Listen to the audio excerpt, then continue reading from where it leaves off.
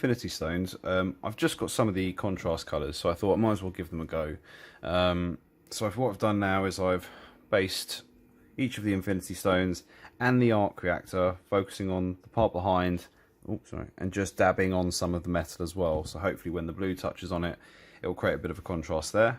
And then for each of the Infinity Stones, I'm not going to discuss the Infinity Stones themselves, but I've got blue, yellow, purple, green, but I may add in something to make it darker, orange, and red. So now that I've based all of these with the grey cere, I'm just going to take, I just remember which one's which.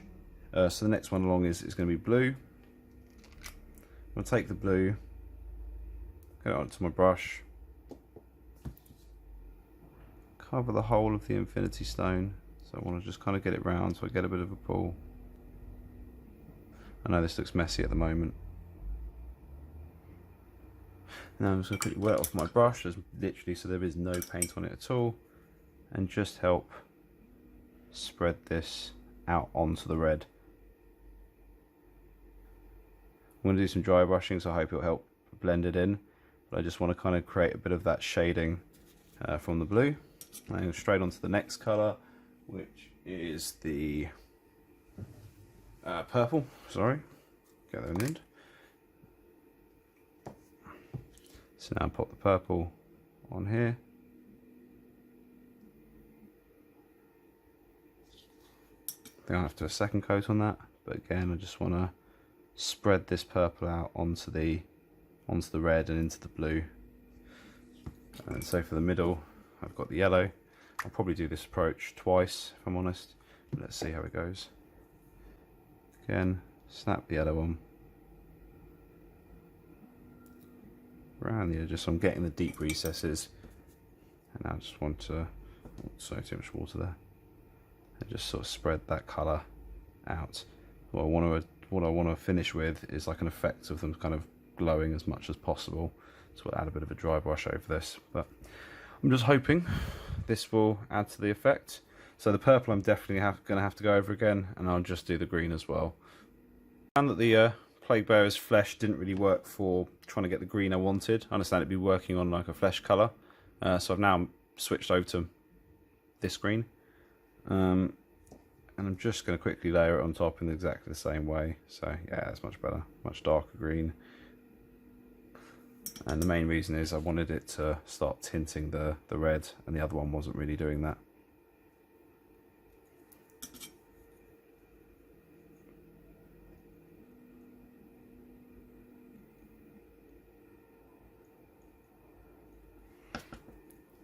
Okay, so hope you can kind of see how it's building up that shade, or sorry, that shine even. But looking at it now, I think I am going to go over a second time, just because I want it to really create more of a transition on these colours. So for the second time around, what I've done instead is actually just gone around each really quickly and added it. So hope you can see it's watery. I've actually got all of the pots open. I've applied them to each, and now I just want to get the water and kind of start stroking in between, letting those colours, as you hopefully see, just start to sort of blend together, blend out over into the colour of the red. And I'm just hoping it will just create a cool sort of additional effect to the shine of the Infinity Stone. So I haven't worked on the green yet. I still will have to bring out the purple, but hopefully you can see it's adding a little bit of a shading of colours over the red. Dry. For the Arc Reactor, I'm using a slightly different blue. I'm not even going to try and start pronouncing these. Completely new to my vocabulary. So, and now I'm just going to slap it in. I'm going to try and not put it onto the silver. Of course, it's going to end up on it, so acknowledge that. And please know I've put in way too much, so I'm going to start taking some out in a second. But I do want to make sure it's as deep as possible. And my aim is, well, this is my thought process anyway, is after this come back in and drop in some really watered down white that will help create the glare, and then do a bit of dry brushing to kind of simulate it coming out of the chest. Now I've got my dry brush, and I just want to kind of build up on that effect just before I start actually painting the Infinity Stones themselves. So starting with the orange, sorry, I have Troll Slayer orange, Wild Rider red, Calgar blue, Gene Stealer purple, Warpstone glow, and Flash Glitz yellow. But essentially they're the colours of the Infinity Stone, and the highest layer colour within the Citadel range. So essentially just any brighter colour of each of the Infinity Stones. So now I just want to start dry brushing over these areas, of course focusing on the stone itself. Hopefully you can see it's just picking up the edges and the highlight of everything in orange. So that's enough for the moment. Straight over to the next stone. Yeah, you probably should wash your brush out, but there you go. Again, just give that a dry brush. I'm not too worried if I hit each one as I go along. We're going to neaten up the stones. It's more about getting underneath and getting around it. Again, not so worried about the red. Now I will wash it out. I'm kind of just going around and around, so now I look at it and I think, well, I feel like the blue's overshadowing the purple. So I'm kind of going back to the purple. I mean, this is massively over the top. I think this is more my choice. I just think it's colourful, it's arty. Yeah, I think it's kind of cool. So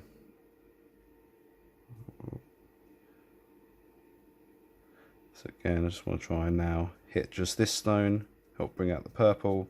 I feel like this side of the arm, or hand, sorry, needed a bit more of a purple tint. I've been trying on each of these fingers as well to just get the colour of the stone.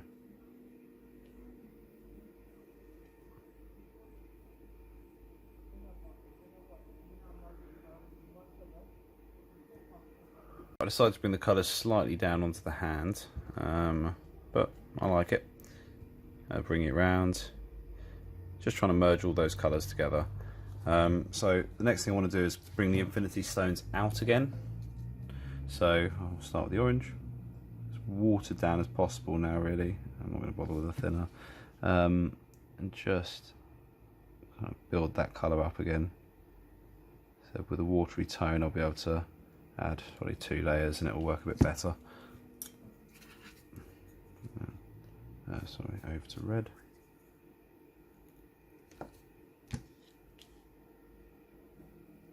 And I'm not trying to get it all the way across, just covering say 80% of it.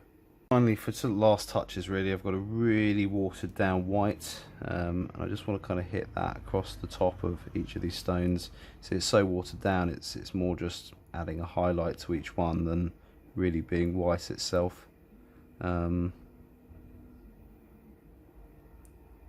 So yeah, just going to hit some of those, but also, sorry, whilst I was there, I just wanted to say that I'm just going to start hitting little random points along these lines. Hopefully just sort of bring out a bit of intensity to sort of the power going down his arm. No idea how well this is going to work, but just feel like just needed a bit more, just needs to be brought out really.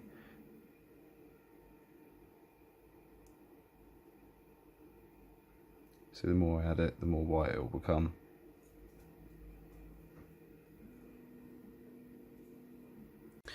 So I think I'm now finished with the Infinity Stones. So I like this effect. I think it works really well together and kind of sits separately from the model as a quite a nice piece. Focusing on now the Arc Reactor, I've just quickly touched up the silver. I haven't done anything else at all, so that is just simply the this contrast blue in there. I've now got some, quite watered down white, and all I want to do is fill that in with my detail brush. I need it more watery than that.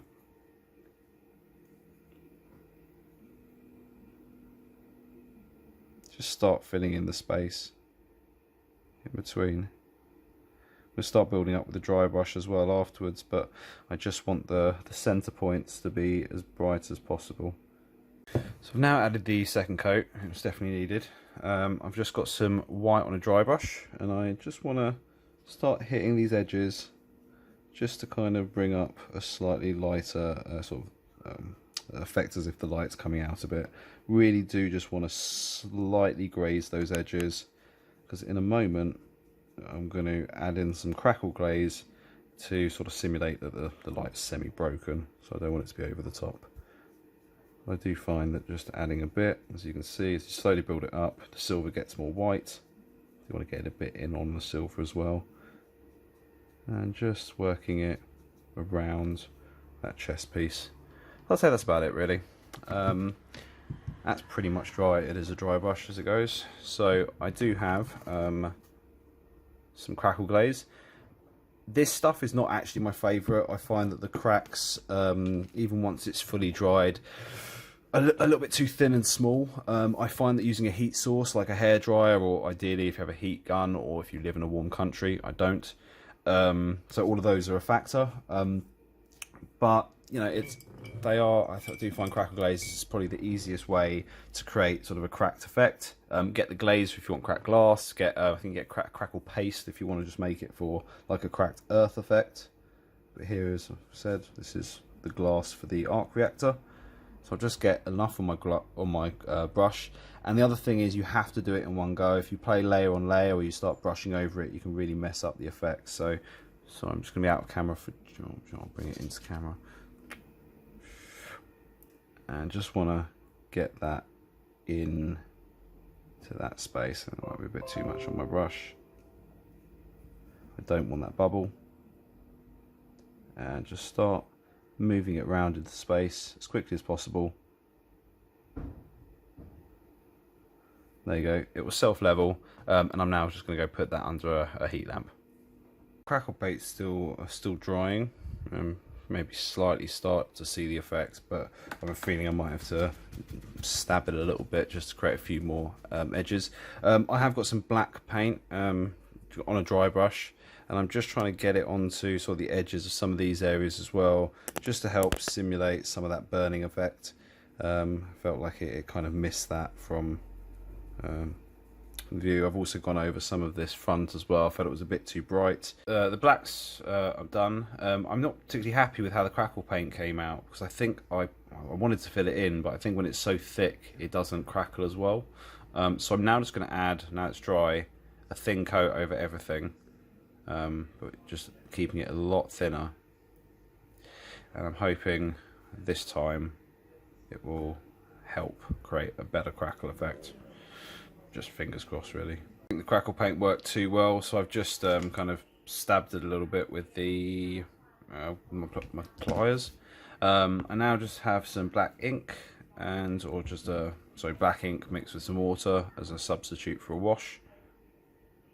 I'm just going around the edges of the Arc Reactor, just kind of bring that shape back out. Nearly done. I just felt like maybe the black wash, and also the fact that it isn't as cracked as I'd hoped. I feel like now the white is maybe a bit too muted. So with a very, very watery white, I'm just going around that black line and just adding a white highlight, just to hopefully help with the shine of the light. Not being too short with it, because I feel like the light would go a bit further than just a line.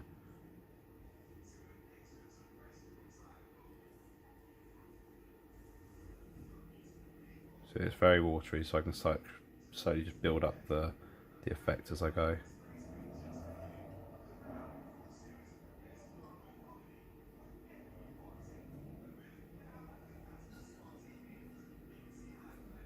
Final part on the Infinity Stones, again I just want to get my black wash just because I want them to really stand out, and I think they've kind of blended too much into their surrounding colours, is carefully going around it, not over it, with a black wash to really kind of, you know, make it stand out from the rest of the colour. So whilst I was going over the Infinity Stones, I also just decided to add a bit more depth to some of the cracks, particularly in the arm.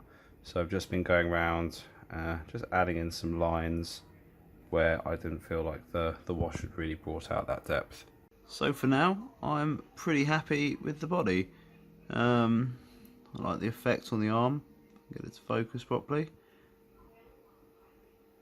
And the Infinity Stones have enough sort of shine to them that they're noticeable without too much detracting for the model. A bit disappointed with the Crackle paste. As I said, I've used some that's much better than that, but I do find it just adds a bit of a different material effect to the overall model, and you know, there's a little bit of light glare that comes off that as well. So on top of the already damaged torso, I think we're now ready to move on to the face.